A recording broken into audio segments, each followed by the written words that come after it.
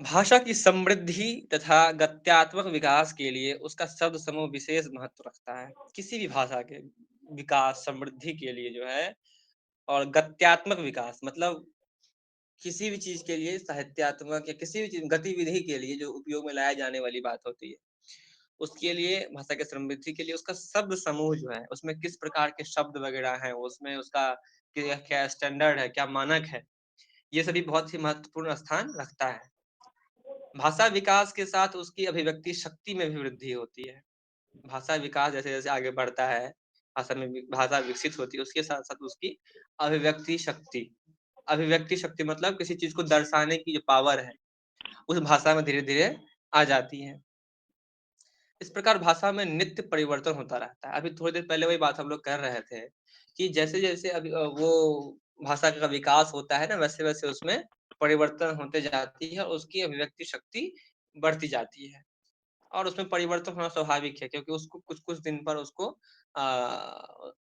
अपने हिसाब से मतलब चलन प्रचलन के हिसाब से उसके मात्राओं को, वर्तनियों को, कुछ अक्षरों को वो ठीक किया जाता है, उसको फिर से बदला जाता है। भाषा का संबंध विश्व भर की भाषाओं से होता है। भाषा देखिए भाषा की बात हो रही है। भाषा भारत बहुभाषी क्षेत्र है। भाषा संप्रेषण का माध्यम होता है। संप्रेषण क्या होता है? जब हम एक-दूसरे से बात कर रहे होते हैं, वो बात करने की जो तरीका है, शैली है, वही संप्रेषण है, कि हम अपनी बात को दूसरे तक कैसे पहुँचाते हैं, वही संप्रेषण कहलाता है। तो भाषा का संबंध जो है पूरे विश्व भर की भाषाओं से होता है क्योंकि भाषा का उपयोग के बिना हम लोग कुछ नहीं है। भाषा के बिना हम लोग गूंगे हैं, है ना? विभिन्न भाषा-भाषियों के विचारों, भावों के आदान-प्रदान क्योंकि अलग-अलग भाषा-भाषी लोग रहेंगे तो उनके विचार, भावों का मतलब आदान-प्रदान से भाषाओं के विशिष्ट शब्दों का भी विनिमय होता है। जब एक-दूसरे से अपनी भाषा में बात करेंगे, कोई भी भावनाओं का आदान-प्रदान करेंगे, है ना? अपने दुःख-दर्द महत्वाकांक्षाएँ को बाँटेंगे, क्या होता है? शब्दों का विनिमय होता है। क्या होता है ना कि जैसे अभी बहुत सारे ऐसे विनिमय मतलब एक क्या कहें उसको एक अलग स्टैंडर्ड बनता है समझ लो। जैसे बहुत सारे हिंदी में अंग्रेजी के शब्द को शामिल कर लिया गया है, बहुत सारे अंग्रेजी संस्कृत के शब्दों को तत्सम शब्दों को ले लिया गया है। बहुत सारे उर्दू शब्दों को इसमें मतलब विनिमय मतलब जब बातचीत दौरान उपयोग के हिसाब से जब वो शब्द एक-दूसरे को समझने लगते हैं और वो बिल्कुल समान सहज हो जाते हैं एक समय पर आकर के, तो क्या होता है ना उसको उस भाषा में सब शामिल कर लिया जाता है। इस प्रकार भाषाओं के शब्द भंडार को उस भाषा का शब्द समूह कहा जाता है। किसी भी प्रकार के भाषाओं के जो शब्द भंडार हैं, बहुत सारे शब्द होते हैं ना बोलने के समय में, तो उनको क्या कहते हैं? शब्द समूह कहते हैं। विश्व भर की अन्य भाषाओं की तरह हिंदी के शब्द समूह को 4 भागों में बाँटा गया है। विश्व में बहुत सारे भाषा हैं, तो सबकी अपनी-अपनी शब्द समूह होंगे, लेकिन हिंदी की जो है, जो शब्द समूह है उसको 4 भागों में बाँटा गया है। पहला है परंपरागत शब्द, दूसरा है प्रादेशिक शब्द, तीसरा है विदेशी शब्द और चौथा है अनार्य शब्द। अब देख लीजिए परंपरागत में आपको 2 मिलेंगे तत्सम और तद्भव। परंपरागत मतलब जो परंपरा से चली आ रही है। परंपरा शब्द भाषा को विरासत में मिलते हैं, जो हमें विरासत में मिली है पैसे से जो हमारी पीढ़ी हम लोग के लिए छोड़ के गई है, वो हम लोगों के लिए है। हिंदी में शब्द संस्कृत, प्राकृत तथा अपभ्रंश की परंपरा से आए हैं। ठीक? पाली भी आप इसमें जोड़ सकते हैं क्योंकि वो भी तो बीच में आई थी। तो ये शब्द 3 प्रकार के हैं। ये जो परंपरागत शब्द हैं, कितने प्रकार के हैं? 3 प्रकार के हैं। कौन-कौन से हैं भाई? तत्सम, तद्भव 2 ही दिख रहा है मुझे। बहरहाल, तत्सम शब्द का अर्थ होता है तत्, सम, सम मतलब तत् जोड़ सम अर्थात उसके समान। तत्सम शब्द वे हैं जो प्राचीन संस्कृत के समान होते हैं। तो संस्कृत के भी 2 खंड थे ना, एक प्राचीन संस्कृत, एक लौकिक संस्कृत, वैदिक जिसको हम लोग कहते थे, तो वो संस्कृत। तो उसके समान जो भी मतलब शब्दों के अर्थ होंगे वो तत्सम कहलाते हैं। जैसे कवि, कार्य, धर्म, प्राण, दया, दान, देवता, भ्राता, प्रातः, बंधु, मुक्ति, विज्ञान, शिक्षा आदि शब्द सभी तत्सम है। ये सबको सीधे तत्सम से मतलब प्राचीन संस्कृत से सीधे रूप में हिंदी में ले लिया गया है। इन इस प्रकार के हजारों शब्द हैं ऐसे। फिर तद्भव शब्द क्या है? इसका अर्थ होता है तत्, अर्थात उस एवं भव। तत् मतलब उष। तद्भव को दो खंडों में बांटा गया है, तत् जोड़ भव। तत् का मतलब हुआ उस और भव का अर्थ हुआ उत्पन्न, अर्थात उससे उत्पन्न। किससे उत्पन्न? संस्कृत से उत्पन्न शब्दों को, जो संस्कृत से मतलब उत्पन्न हुआ है, उस शब्दों को क्या कहते हैं हम लोग? तद्भव कहते हैं। जो संस्कृत से के समान होते हैं, मतलब प्राचीन संस्कृत के समान, मतलब उसी से सीधे रूप में ले लिए गए हैं वो तद्भव, तत्सम। और संस्कृत के शब्दों को, संस्कृत से उत्पन्न शब्दों को जो लिया गया है, उससे उत्पत्ति की गई है, प्यूरिफाई करके जो बाद में लिया गया है, उसको बदल करके थोड़ा सा लिया गया है, वह तद्भव, जिसको आसान भाषा कहते हैं। ये शब्द मूलतः संस्कृत से विकसित होकर अल्प परिवर्तित हो गए। अल्प मतलब कुछ, अल्प मतलब थोड़ा, कुछ परिवर्तित हो गए हैं। जैसे अंधकार हो गया अंधेरा, अग्नि हो गया आग, रात्रि हो गया रात, सत्य हो गया सच। तो ये जो आप देख रहे हैं बाएं साइड अंधकार, वो क्या है? तत्सम शब्द। लेकिन अंधेरा क्या हो गया? तद्भव। अंतर समझ रहे हैं? बिल्कुल बिल्कुल क्लियर हो गया होगा ये बातें आपको। उसके बाद है प्रादेशिक शब्द। प्रादेशिक शब्द क्या है कि आप देख लीजिए, मतलब जो चार खंड थे, दूसरा खंड है प्रादेशिक शब्द। हिंदी का प्रयोग भारतवर्ष के विभिन्न प्रदेशों में विभिन्न भाषा भाषियों द्वारा किया जाता है। ये जो क्लियर है, क्योंकि भारत के बहुत सारे ऐसे क्षेत्र हैं। अब हम उस दिन फर्स्ट सेमेस्टर वालों को पढ़ा रहे थे कि हिंदी भाषा भाषी क्षेत्र जो है उसको मध्य देश का संज्ञा दिया गया है। हालांकि ये पूर्ण रूप से उपयुक्त नहीं है, लेकिन हर जगह भाषा भाषी क्षेत्र कहने को हरिहर प्रसाद द्विवेदी ठीक नहीं समझते थे, तो उन्होंने अपने हिंदी साहित्य के इतिहास का जो ग्रंथ लिखे हैं, हिंदी साहित्य का उद्भव और विकास, उसमें उन्होंने कहा है कि वो हिंदी भाषा भाषी क्षेत्र को मध्य देश कहते हैं। हालांकि भारत की विकास इतनी विकसित क्षेत्र को देखते हुए वो ठीक नहीं है, लेकिन फिर भी क्योंकि मध्य देश जो शब्द है ना, वो प्राचीन समय से चली आ रही है, इसलिए वो भी मध्य देश कहते हैं हिंदी भाषा भाषी क्षेत्र को, अर्थात हिंदी जिसमें जहाँ पर बोली जाती है उस क्षेत्र को। तो यहाँ पर हम कहाँ थे कि हिंदी का प्रयोग भारतवर्ष के विभिन्न प्रदेशों में विभिन्न भाषा भाषियों द्वारा की जाती है। मतलब जो दूसरे भाषा भाषी वाले लोग हैं, वह भी हिंदी का प्रयोग संप्रेषण में लाते हैं, अपनी बातचीत के दौरान लाते हैं, करते हैं, उसका उपयोग करते हैं। अतः प्रादेशिक भाषाओं के शब्द भी हिंदी शब्द समूह में आ गए हैं। मतलब क्षेत्रीय लोग जो हैं वह भी हिंदी में बात करते हैं, तो स्वाभाविक सी बात है, क्षेत्रीय बोली का जो कुछ टोन, कुछ शब्द होंगे, वो उस भाषा में शामिल हो जाएंगे। वही बात कह रहे हैं कि वो सब समूह उसमें आ गए हैं। जैसे मराठी के पावती, आवक, जावक, चालू, ये शब्द कहाँ के हैं? मराठी के हैं, लेकिन हिंदी में आ गए हैं। बंगला के उपन्यास, संदेश, विधुर, गमछा, गुजराती के गरबा, हड़ताल आदि शब्द, ये सब क्या है? ये सब सीधे रूप में ले लिया गया है। कहाँ? हिंदी में शामिल कर लिया गया है। तो क्या होता है ना कि बोल चाल के दौरान जितने भी होते हैं, तो सब बोले ना थे ना कि शब्द जो है वो शब्द संपदा उपयोग के हिसाब से, व्यवहार और बोल चाल के हिसाब से धीरे धीरे बदलते जाते हैं, और उसकी विकास यात्रा दिन बढ़ती जाती है और व्यापक अर्थ ले लेता है। ठीक है, शायद समझने में आप लोगों को दिक्कत बिल्कुल नहीं हो रही होगी। बहुत ही आसान सी बातें हैं, जो हम लोग, मतलब हम लोग के बीच का ही बात है, बस उसको किताबी भाषा में लिखा हुआ है, उसको समझना है बस। अब है विदेशी शब्द। आप लोग जानते हैं विदेशी शब्द क्या होता है?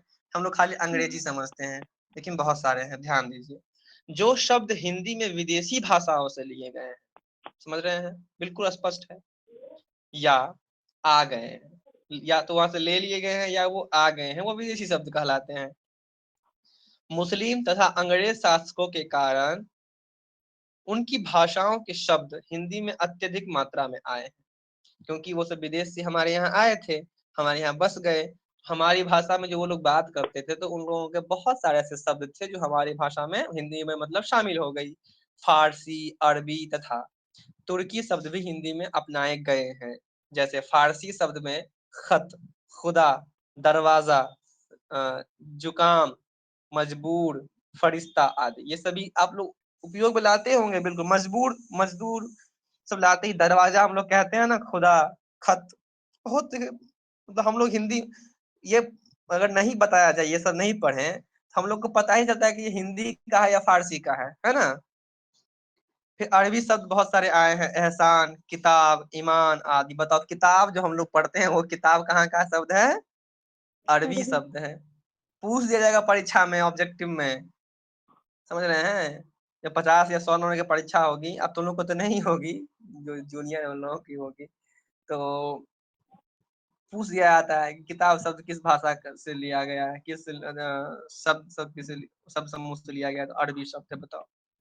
तुर्की शब्द में देखो, बेगम, लाश, बारूद, कैंची, तो तुर्की शब्द से है। अंग्रेजी से भी बहुत सारे शब्द लिए गए हैं। तो क्या है ना कि ये सभी बातें बिल्कुल हम लोग सामान्य तौर पर मतलब जानते रहते हैं, लेकिन किताबी ज्ञान नहीं होता है। तो बस उसी को रूप में ले लेना है। बहुत ही मतलब इसको भारी भरकम विडम्बना के ये सब सब पर ऐसा कुछ नहीं है। हम लोगों की सब संपदा मतलब शब्दों का समूह, ठीक ना, वो है। बहुत ही धीरे धीरे बढ़ता जाता है, उसकी विकासता चलती रहती है, सब परिवर्तन होते रहते हैं। 3 पढ़ लिए हम लोग। पहला परंपरागत शब्द, प्रादेशिक शब्द और विदेशी शब्द। कोई दिक्कत नहीं होगा, होगा तो पूछिएगा। अब है अनार्य शब्द। अनार्य शब्द क्या होता है तो जान लेते हैं भाई। भारत में बोली जाने वाली द्रविड़ परिवार की तमिल, तेलुगु, मलयालम तथा कन्नड़ आदि भाषाओं को अनार्य भाषा कहा जाता है। आर्य भाषाएं और अनार्य भाषाएं। जैसे आर्य भाषाएं में संस्कृत वगैरह आ जाते हैं, समझ गए। और अनार्य मतलब जो दक्षिण भारत में लगभग मुख्य रूप से 2 क्षेत्र बांट दिया गया है, उत्तरी और दक्षिणी। तो उत्तरी पूर्वी क्षेत्र में जो है अधिकतर हिंदी बोली जाती है, अधिकतर क्षेत्रीय बोली के साथ साथ। और जब उधर जाते हैं तो द्रविड़ परिवार बन जाता है, जो कि दक्षिण में है, जिसमें तमिल, तेलुगु, मलयालम, कन्नड़ आदि भाषाएं बोली जाती है बहुत सारी। उसे हम अनआर्य या अनार्य भाषाएं कहते हैं। इन भाषाओं से जो शब्द हिंदी में आए हैं उन्हें अनार्य शब्द कहते हैं। वो अनार्य भाषा है, मतलब जो दक्षिण में जो शब्द है, क्षेत्रीय बोली है, उसमें से जो जो शब्द हिंदी में आ गए हैं कुछ, वह अनार्य शब्द कहलाते हैं। कितना स्पष्ट है ना, अलग अलग चीज दिया हुआ है। जैसे कौन कौन से शब्द आए हैं उससे, तो नीर, जल, अन्ना, इडली, अम्मा, इडली सांभर खाते हो ना वो, अम्मा, उड़वल, ताला, पिल्ला, डांगर। वो ताला लगाते हैं ना घर में, वो ताला उधर से आया है, दक्षिण से आया है, नीचे से, मतलब इधर तमिलनाडु, कर्नाटका, वो क्षेत्र है नीचे वाला, उधर उधर से आया है। इस प्रकार हिंदी भाषा ने देश विदेश की अनेक भाषाओं के शब्द ग्रहण करके अपने शब्द भंडार को महत्वपूर्ण वृद्धि कर ली है, बहुत अधिक वृद्धि हासिल कर ली है। अब देखिए, हम जो लोग जो है, ये एक टॉपिक, बहुत छोटी सी टॉपिक पहले बताए थे, बहुत छोटा सा टॉपिक है, तो ये खत्म हो गया। लेकिन आप लोग जो है हिंदी भाषा का, हिंदी का शब्द है वह कैसे आया, इसको थोड़ा ये पढ़ाए हुए हैं सब हम। हिंदी भाषा का क्या स्वरूप है, कैसे संस्कृत से हिंदी में आई थी, उसकी विकास यात्रा, हम सब कुछ पढ़ाए हुए हैं आप लोगों को। उसको थोड़ा देख लीजिए। अभी आप लोग द्रविड़ परिवार नहीं समझ रहे थे, तो वो आप लोग हमको याद दिला दीजिएगा कि हिंदी भाषा का इतिहास जब पढ़ा देंगे और आधुनिक हिंदी का विकास क्रम, कि हिंदी का विकास क्रम कैसे, वे कंबाइंड क्लास ले लेंगे, फर्स्ट सेकंड थर्ड ईयर सबका एक साथ, तो ये सब के लिए काम आ जाएगा। बहुत ही बढ़िया मतलब है कि जब से हिंदी शुरू हुई तब से लेकर के अब तक की जो हिंदी यात्रा है वो कैसे आगे बढ़ रही है, और लिपि का कैसे मानकीकरण हुआ देवनागरी लिपि का, उसकी विशेषताएं, उसका मानकीकरण, इस पर बात कर ली जाएगी। मानक हिंदी पर भी बात कर ली जाएगी, क्योंकि ये टॉपिक बस आप लोगों के वो सिलेबस में था कि हिंदी शब्द समूह, शब्द संपदा, इसीलिए मैंने इसको बता दिया। तो आप लोग समझ लीजिए कि आप लोगों का लगभग 70% जो कोर्स है इस पेपर में, मतलब 6 पेपर में, वो कंप्लीट हो गया है।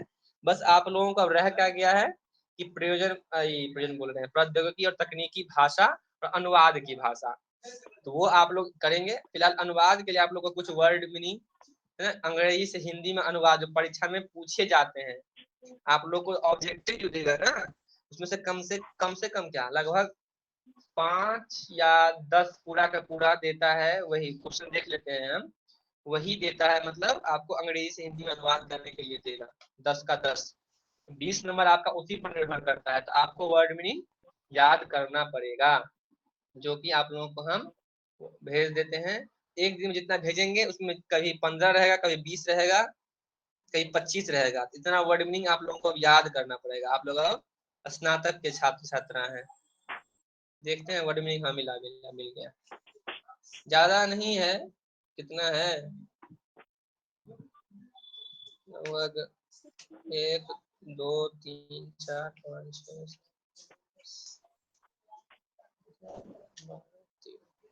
13 पेज में है लगभग। होगा तो कितना, लगभग 200 वर्ड मीनिंग होगा। 4-5 दिन में तुम लोग से याद करवा लेंगे इसको, तो हो जाएगा।